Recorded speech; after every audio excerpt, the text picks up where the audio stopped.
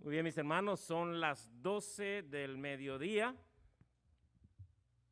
Una vez me invitaron a predicar en un evento de aniversario de una iglesia y me dijeron, pastor, aquí terminamos a tal hora, me dieron la hora. Y bueno, yo escuché la programación y cuando me dieron para predicar faltaban como unos 4 minutos para la hora que me habían dicho que terminaba. Así que yo lo que dije fue el título del sermón, di la lectura bíblica, la repetí, tuvimos la oración y nos despedimos. Eso fue todo lo que hice en aquella oportunidad. Aquí todavía no me han dicho a qué hora terminamos, so we don't know at what time we finish the sermon. Pero tengamos paciencia a ver si nos vamos a las 12:30. ¿Está bien? Vamos a hacer lo posible para irnos a las 12:30 p.m. So this is the goal. Well, to finish the sermon. After that, después del sermón, we have an announcement for the church members, por los miembros de iglesia, about the rules COVID-19, acerca de las normas y reglas del coronavirus, porque ustedes se preguntarán si ya todo en Estados Unidos han habido algunos cambios. ¿Qué cambios va a hacer la iglesia? Entonces, para responder esas preguntas, la Junta de Iglesia tiene una propuesta y una información que darles. So the church board has a proposal for the church, and there is an information about COVID-19 rules. Ese es el plan.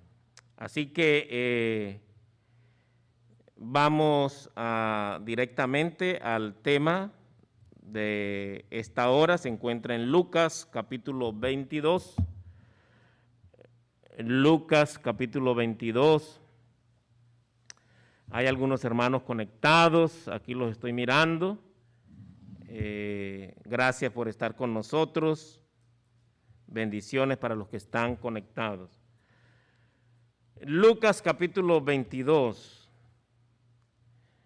Dice la escritura, yo tengo ese versículo aquí en el screen para ustedes. Lucas capítulo 22, versículo 35 y 36. Y a ellos Jesús les dijo: cuando os envié sin bolsa, sin alforja y sin calzado, ¿os faltó algo? Y ellos dijeron: nada. Él les dijo: pues ahora el que tiene bolsa, tómela, y también la alforja, y el que no tiene espada, venda su espada y compre una.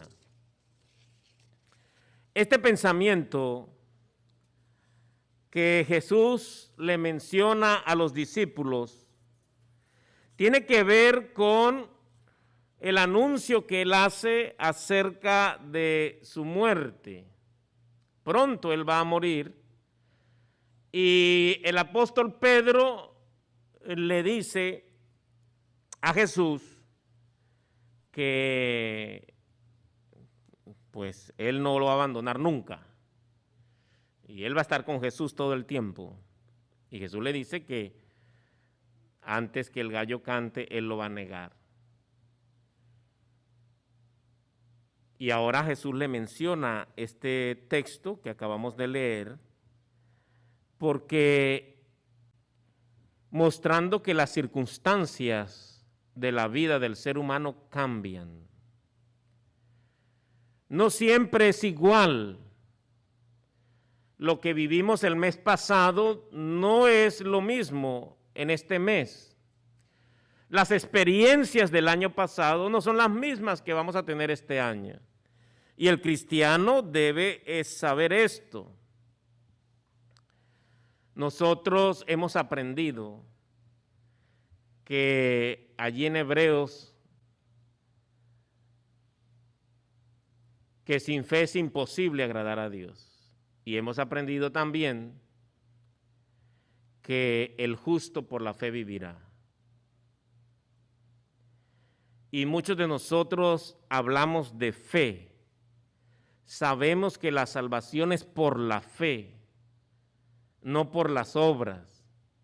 O sea, nadie se va a salvar porque pasó toda la vida ayudando a los pobres. Es una obra noble, es un desprendimiento del ser humano, una lucha contra el egoísmo, de nosotros dar lo que tenemos al que necesita. Y así debe ser, porque Dios dio todo lo que tenía para nosotros que estábamos necesitados de salvación. Dio a su Hijo. Pero ese acto de ayudar a otros, aunque es una obra noble y buena, no es un acto que garantiza al ser humano la salvación. Nosotros somos salvos porque Jesús nos dio su vida para que fuéramos salvos. Ninguno de nosotros tiene que caminar de rodillas una montaña, ni tiene que hacer penitencias para alcanzar la salvación, porque el Señor Jesús pagó el precio de la salvación para que nosotros fuéramos salvos por la fe, no por obras. Pero entonces, ¿qué pasa? Que a veces usted y yo nos confundimos, porque no entendemos muy bien eso de la fe, porque si soy salvo por la fe, necesito tener fe. Los apóstoles le pedían a Dios, le pedían a Jesús,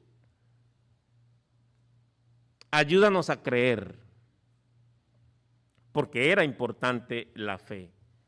Y entonces, ahora nos estamos encontrando en este texto que leímos de Lucas 22, que hay dos formas de ver la fe. Y la primera de ellas es cuando Jesús les dice que al principio Él los mandó sin alforja y sin nada, sin dinero y sin nada, los mandó a hacer la obra misionera. Y Él les pregunta, ¿les faltó algo? Y los discípulos le dicen, nada nos faltó. Ellos se fueron creyendo en la palabra de Dios, vete así como estás. Y donde tú vayas, aunque no llevas dinero, aunque no llevas ropa, aunque no llevas comida, Dios proveerá. Y ellos se fueron creyendo. Eso se llama tener fe. Es una bendición a los que nacieron en este país, crecieron aquí, no les faltó nada. Pero una bendición también a aquellos que vinieron y fuera de este país llegaron y llegaron aquí sin nada. Y el Señor proveyó, porque son cristianos de fe. Pero, como dije al principio, las circunstancias cambian. No todo el tiempo el Señor nos pide que salgamos sin nada. Y ahí el Señor repite la experiencia primera. Pero en el mismo texto que leímos, dice que ahora el Señor les dice que sí deben de tomar una alforja. Cristo enseña que hay una vida de fe ordinaria donde está involucrada la planeación adecuada bajo la guía del Espíritu, con la confianza de que Dios hará funcionar bien sus planes. Ahora el Señor Jesús le dice, ustedes ahora sí van a salir con lo que puedan llevar y hagan planes para salir hacia dónde van. Y yo voy a prosperar esos planes. Como dije al principio, las circunstancias y los tiempos son diferentes. Los discípulos habían sido enviados anteriormente a hacer el ministerio sin Jesús y sin nada. Ellos solos. Jesús se iba a quedar en otro lugar. Y en esa oportunidad ellos fueron recibidos mayormente de buena manera, con hospitalidad. Pero ahora el Señor Jesús sabe que Él va a morir y muchos se van a ir en contra de los discípulos y el cristianismo. Y ahora Jesús dice, ahora sí váyanse preparados, hagan planes hacia dónde ustedes se van a ir. Ustedes saben que se habla mucho hacia dónde tiene que salir el cristiano en el tiempo del fin, dónde debe vivir. Pero inclusive para eso hay que hacer planes y pedirle a Dios una guía hacia dónde debe dirigirse. Porque algunos temen que la persecución llegue en tal lugar, entonces me voy para otro lugar. ¿Y qué tal si la persecución comienza allá, donde usted piensa irse? Entonces, todos los planes que hagamos, inclusive los que hagamos con tiempo, deben ir acompañados con la fe en que Dios va a prosperar los planes. Tengo un ejemplo acá, ejemplo del maná. Ustedes saben que el pueblo salió un tiempo al desierto cuando el Señor lo sacó de Egipto. ¿Por cuántos años? ¿Cuántos años tuvo que el pueblo andar en el desierto? 40 años. Y por 40 años el Señor los alimentó, dice Éxodo 16:4. Y Jehová dijo a Moisés, he aquí, yo os haré llover pan del cielo.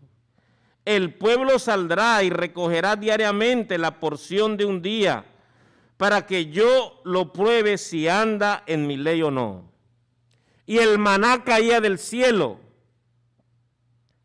Y el viernes caía doble y el sábado ellos no salían a recoger el maná, porque el sábado es un día de descanso para Dios, dedicado para Él. Y el pueblo en el desierto no se preocupaba dónde había una zanahoria, dónde había unas papas, dónde había lechuga, porque el pueblo sabía que todos los días caía pan del cielo. Hay hermanos que oran y le piden a Dios, Señor, no tengo nada que comer. No tengo nada que comer. Envía, Padre, algo, a alguien que me alimente. Y el Señor mira la circunstancia, mira la motivación y el Señor hace el milagro. He escuchado la historia de esa mamá que se enfermó, era la única que traía alimento a su casa. Y ella en la cama por varias semanas no fue a trabajar. Y ahí estaban los niños pequeñitos esperando alimento y la mamá enferma en la cama. Y le decía, mamá, ¿qué vamos a comer? Ya han pasado varios días. Y la mamá le decía a mi hijo, no tenemos dinero, yo estoy aquí en la cama enferma, no sé si me voy a recuperar, pero hagan algo, pídanle a Dios para que Dios mande alimento. Y dice la historia que los niños oraban, Dios, mi mamá dice que tú puedes mandarnos alimento, tenemos hambre. Y los niños oraban y la comida no llegaba. Y entonces dice la historia que ellos le decían a la mamá, mami, ya oramos y no cayó la comida. Y la mamá le decía, mi hijo, y si oran de rodillas, a lo mejor el Señor escucha y nos trae la comida. Y los niños, los hermanitos, pues se arrodillaban y dicen, bueno, Señor, ahora estamos arrodillados. Mami dice que si nos arrodillamos, tú nos traes la comida. Y pasaban los días y no había alimento. Y los niñitos, pues tristes, le decían, mami, nos arrodillamos y no llega la comida. Y la mamá le decía, you pray, but you need to open the door. abra la puerta, pero si oran, a lo mejor así sí trae el alimento. Y los niñitos pues abrieron la puerta y se arrodillaron.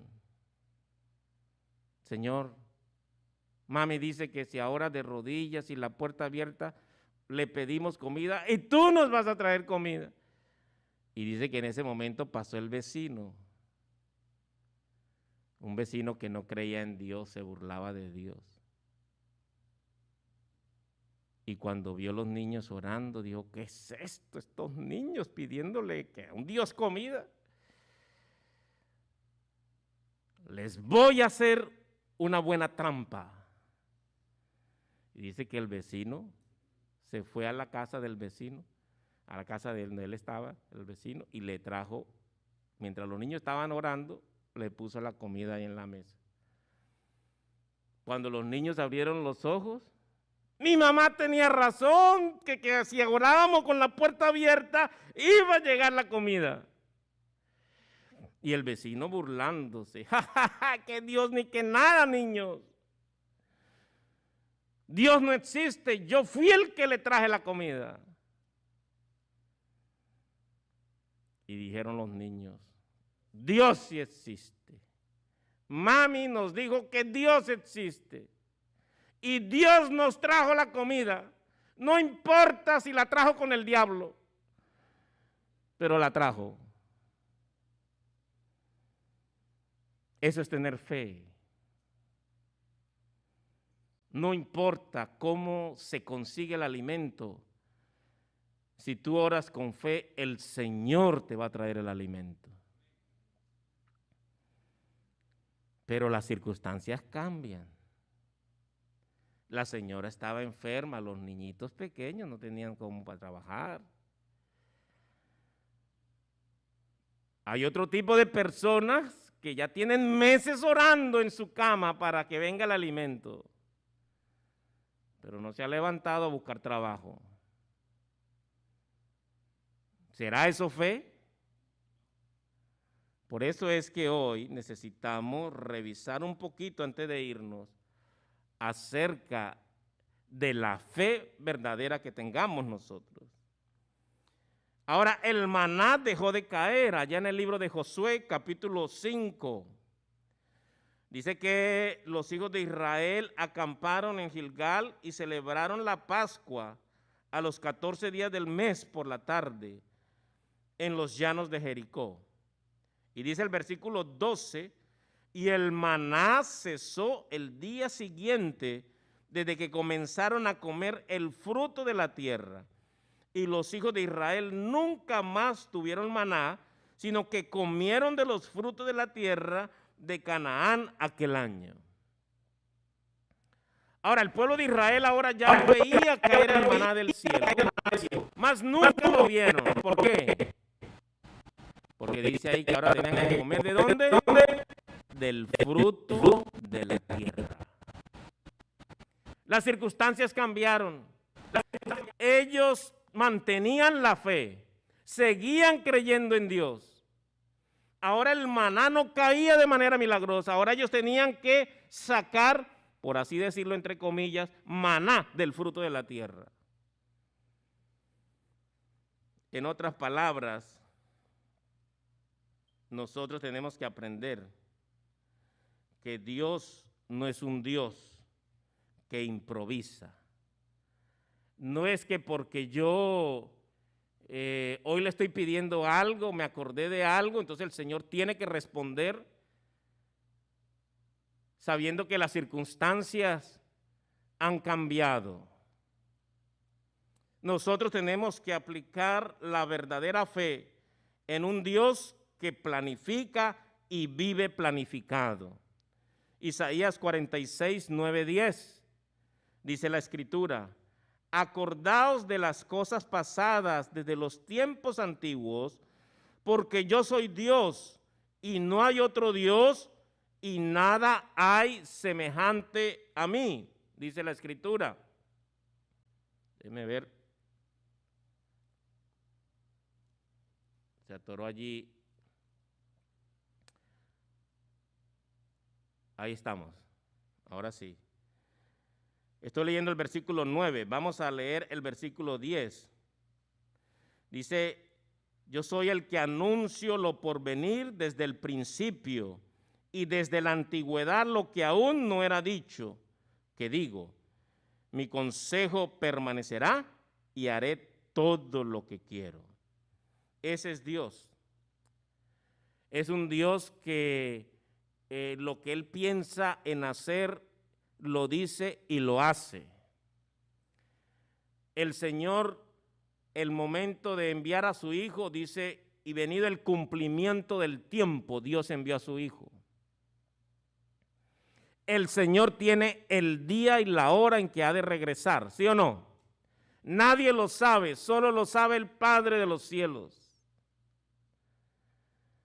Y entonces nosotros probablemente ya no estamos en la experiencia del pueblo de Israel que esperaba que le cayera comida del cielo. Ya nosotros llegamos a una tierra donde hay que trabajarla para ver el fruto. Probablemente no somos los niños que ahora su mamá está enferma y ellos pues no pueden trabajar, están solos en su casa. Necesitan de un milagro. Ahora esos niños probablemente crecieron. Ya tienen su mayoría de edad, estudiaron, se prepararon. Ahora no pueden estar orando todo el tiempo con la puerta abierta para ver si entra comida. Ahora ya tienen la fuerza, el conocimiento, la energía para que sacar el alimento del fruto de la tierra. La fe se mantiene. La fe es la misma hoy y siempre. La creencia en nuestro Dios es siempre, pero las circunstancias varían. Y tú y yo necesitamos sabiduría para saber dónde y cómo actuar de acuerdo a la circunstancia con la misma fe en nuestro Dios. La fe requiere planeación. Dios nos invita a planificar, hermanos. Por eso dice ahí Lucas 14:28, porque ¿quién de vosotros queriendo edificar una torre no se sienta primero y calcula los gastos a ver si tiene lo que necesita para acabarla? Usted se quiere casar, dicho sea de paso, mañana tenemos una boda. Usted se quiere casar, pero usted está planificando cómo va a mantener el hogar. Usted está planificando sus hijos, cuánto vas a tener. A lo mejor usted no se quiere casar todavía, pero usted está orando por una pareja. Una vez le preguntaba a uno de los consejeros juveniles, yo me metí a esas charlas donde uno aprendía cómo tener un buen noviazgo, cómo ser un buen padre. Y decía uno de ellos, si usted se quiere casar con una enfermera, vaya donde están las enfermeras. ¿Dónde están las enfermeras? En los hospitales, en las escuelas de enfermería. Si usted se quiere casar con una persona cristiana, tiene que ir a donde están los cristianos. ¿Dónde están los cristianos? En las iglesias. Pero yo no puedo pretender que mi fe, la que yo llamo fe, me quedo allá, no salgo de mi casa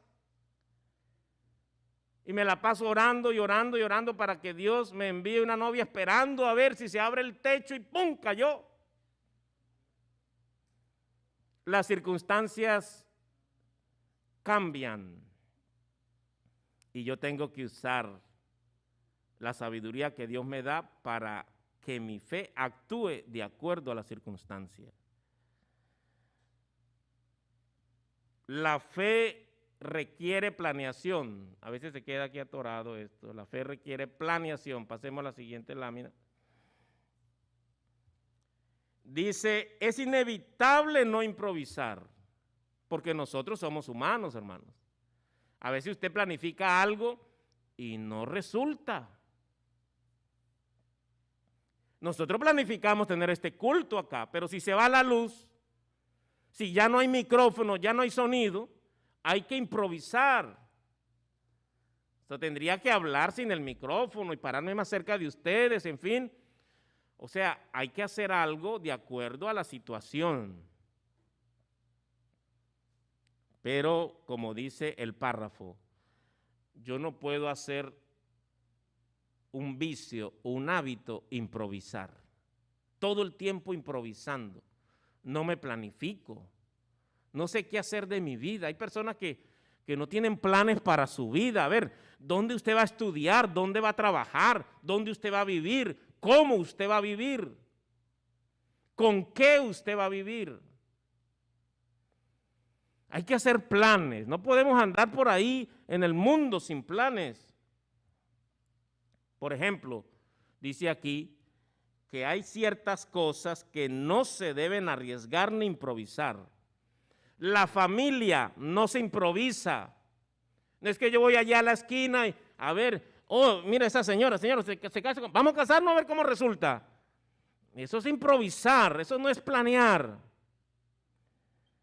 Y a veces vivimos una vida de improvisación. La salud no se improvisa. No es que yo agarro y bueno, como el Señor me dice que Él me va a curar hasta de las serpientes, entonces me como una a ver cómo me va. No, usted tiene que estar seguro si le cae o no le cae mal esa comida. Inclusive aunque sean cosas buenas.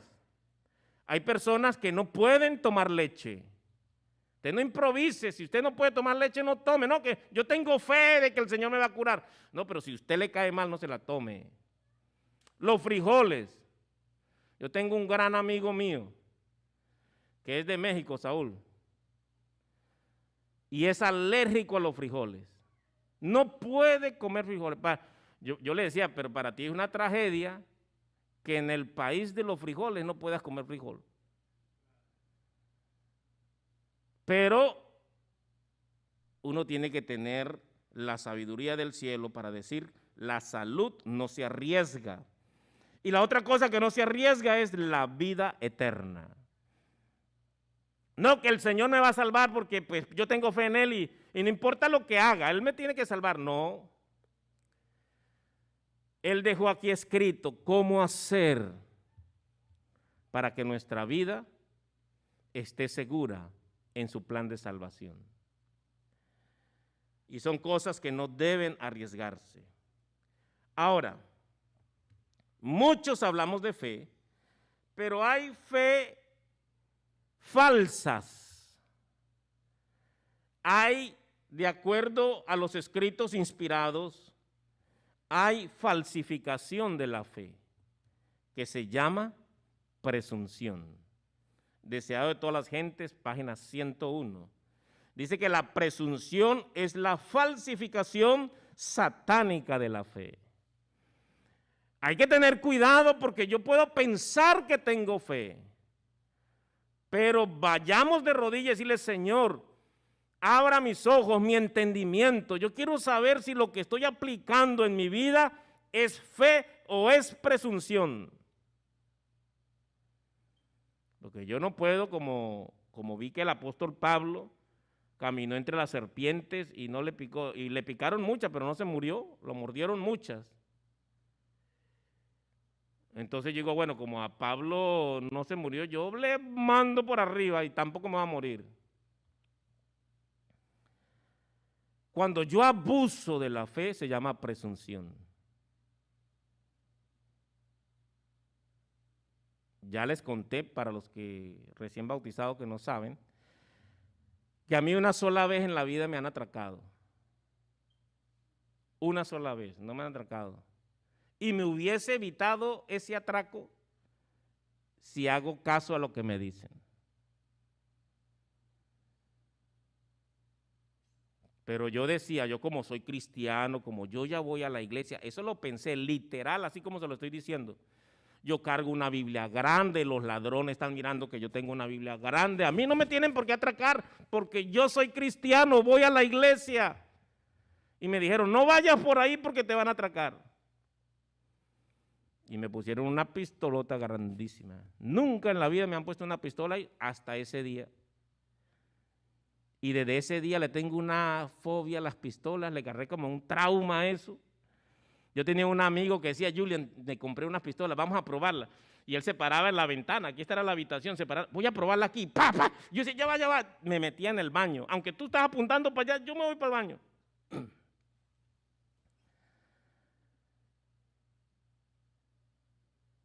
Y yo pensaba que tenía fe. Y ese día me atracaron con todo y fe que yo tenía.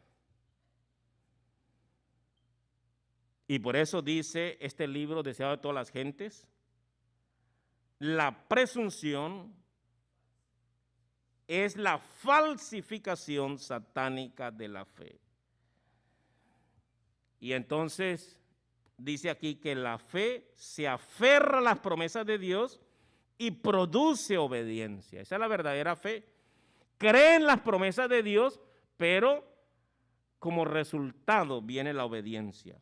La presunción también cree en las promesas de Dios. Por eso es difícil distinguirla, porque se parece. Es una persona que cree en las promesas de Dios, aplica ese tipo de fe, pero la usa como Satanás para disculpar la desobediencia. O sea que cree en las promesas, cree en Dios, pero está desobedeciendo. ¿Cómo sabemos eso? Bueno, Mateo capítulo 4 habla de la manera en que el enemigo estaba tentando a Jesucristo. Usó la Biblia, usó la palabra de Dios, la abrió y todo. No sé si se la leyó, un pergamino, lo que sea, pero usó el texto en Salmo 91, versículos 11 y 12. Pero el diablo estaba usando la Biblia para que Jesús desobedeciera. Y Jesús inmediatamente entendió que lo que el diablo quería era que tuviera una fe falsa. Jesús no obligó a la providencia divina, porque el diablo le dijo, tírate aquí, mira, de este edificio, tú te lanzas, y la Biblia dice que los ángeles te van a proteger. Yo una vez me monté a un árbol así bien alto, y había un pozo de agua, y yo veía que la gente se tiraba. Y me decían, a que tú no eres capaz de tirarte. Eso sí, tienes que caer derechito. Tú sabes que hay una gente que se tira y caen así, aplastados así. Les duele todo. Tú tienes que tirarte, Julian, a que no eres capaz. Y yo me voy a lanzar derechito. Ustedes saben que lanzarse de cierta altura al agua tiene una técnica. Porque si tú no usas la técnica adecuada, o caes así de plancha, o caes para atrás. ¿Quién es nadador aquí? ¿Quién sabe natación aquí? Natación. Ahí tenemos varios. Generalmente los que se ahogan son los que saben nadar. Tienen que tener cuidado, porque los que no saben nadar nunca se meten al agua, o por lo menos a la orilla. ¿Ve? En cambio, los que sí saben nadar se meten al fondo y son los que se mueren. Bueno, yo me subí y yo no sabía, nadie me había explicado cómo era la natación ni nada de eso. Yo me monté arriba del árbol y yo veía esa agua ya para mí solo. Y yo dije, la manera para yo caer allá, así como dicen los amigos, me voy a lanzar bien derechito, sí. Y me tiré, hermanos. Y resulta que depende de la altura y la posición que tú llevas.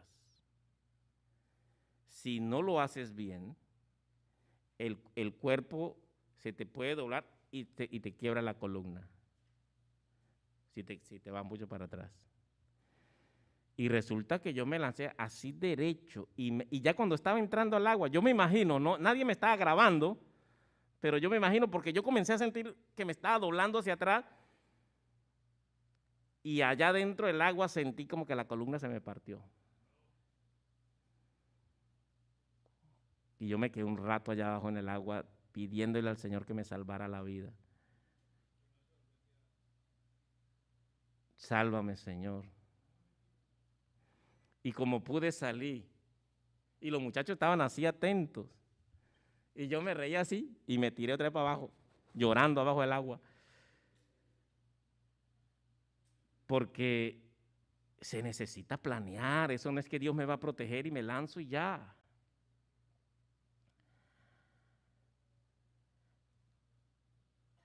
Jesús sabía que si se lanzaba, Dios lo podía proteger.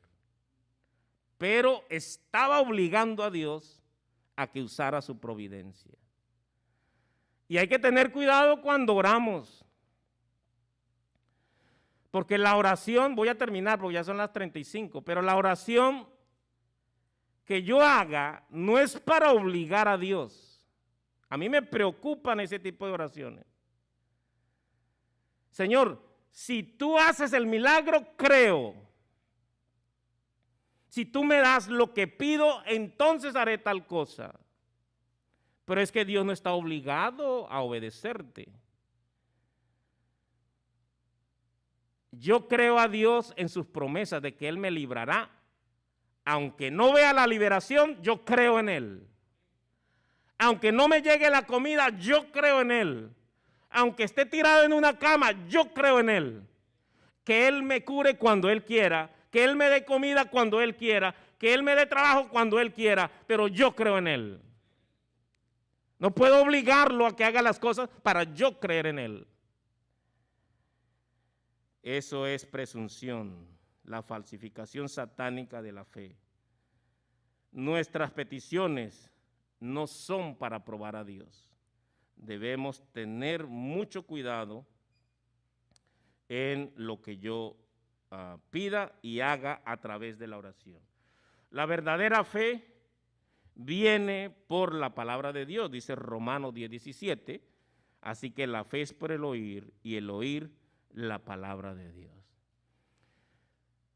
Quizás resumiendo, en el día de hoy necesitamos ir de rodillas al Señor y decir: Dios, enséñame cuál es la verdadera fe.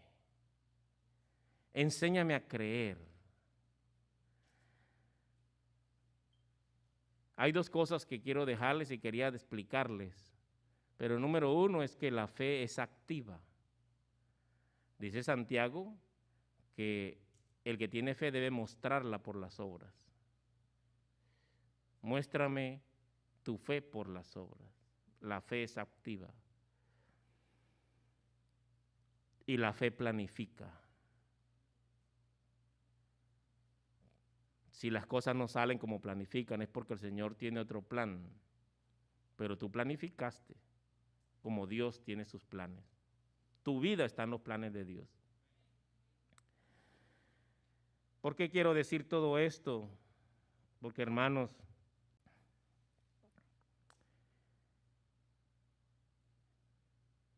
ahorita vamos a dar algunos anuncios. Y yo he orado en cuanto a esta enfermedad del COVID-19. Dios nos ha protegido a pesar de que nosotros no hacemos planes. Se nos olvida cuidarnos, se nos olvida lavarnos las manos, se nos olvida ponernos la mascarilla, se nos olvida guardar la distancia. Y después andamos quejándonos que Dios no me cuida ni me protege. Y muchas veces quiero obligar a Dios que me cure cuando Dios te dijo que debías cuidarte de este coronavirus. Vamos a agradecerle a Dios que ha protegido a su iglesia, a la iglesia de Edison. Pero el virus no se ha ido. El virus está todavía por ahí. La fe verdadera planifica. La fe verdadera se cuida. No es que después que estemos en la cama, ay Señor, se me olvidó todo el día usar la mascarilla. A veces yo entro a una, aunque ya quitaron todas esas regulaciones, pero entro yo a una tienda de esas y ya cuando estoy en la puerta me acuerdo que no llevo la mascarilla, me regreso al carro para ponérmela.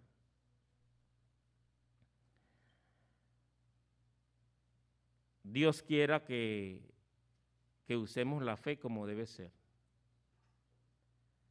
Una fe planificada y una fe activa, como dice Santiago. Amén. Yo quiero orar por alguien que diga, pastor, yo a veces me confundo con la fe. Yo a veces no sé si estoy usando la fe o la presunción. Y la presunción es un pecado, por eso el tema de hoy se llama el pecado de la presunción. La presunción es creyendo que Dios va a hacer lo que a ti se te vino a la mente hacer. Dios no está obligado a hacer lo que yo quiera. Yo hago lo que Dios quiere. Es diferente. Hay alguien que quiere decir, Señor, yo necesito fe. Los discípulos le pidieron al Señor fe. Y si nosotros le pedimos al Señor la verdadera fe, Él nos la puede dar. Hay alguien que levanta la mano y dice, Señor, yo necesito esa fe verdadera. ¿Quién se pone de pie y dice, yo quiero pedirle a Dios la fe que le agrada al Señor, porque sin fe es imposible agradar a Dios? Algunos tienen miedo de hablar de esto porque dicen, lo que pasa es que ustedes quieren salvarse solo por las obras, por guardar los mandamientos. No, nosotros estamos conscientes de lo que es fe.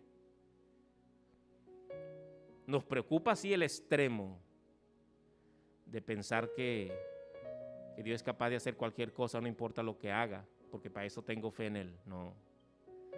O irnos al otro extremo de querer salvarme solo por las obras. Vamos a orar. Después de orar, los miembros de iglesia se quedan para darle la propuesta que tiene la Junta acerca de las reglas del coronavirus. Creo que en 5 o 10 minutos nos vamos después de la oración. Oremos. Padre Santo, que estás en los cielos. Algunas veces estamos confundidos.